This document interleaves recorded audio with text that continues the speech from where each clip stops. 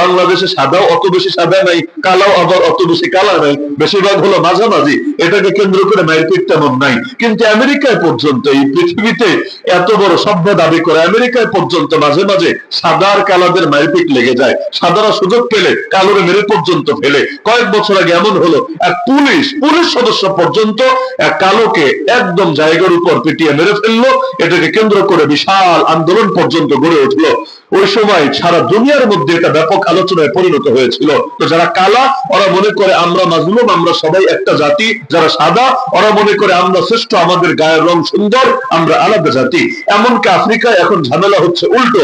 ওরা দীর্ঘদিন পর্যন্ত কালোরা বঞ্চিত, শোষিত, মাজলুম থাকতে থাকতে এখন সাদাদের উপর এমন খেপা খেপে গিয়েছে, কারো গায়ের রং যদি সাদা দেখে মাঝে মাঝে তার উপর এমন ভাবে অ্যাকশনে নামে, আর টাকা পয়সাও ছিনতাই করে নিয়ে যায়, পারলে ওরেও ধরে হাত পা ভেঙে দেয়, অথবা জানে পর্যন্ত মেরে ফেলে। তাহলে জাতি হওয়ার বহু মানদণ্ড আছে দুনিয়াতে, জাতি হওয়ার বহু মানদণ্ড আছে দুনিয়াতে।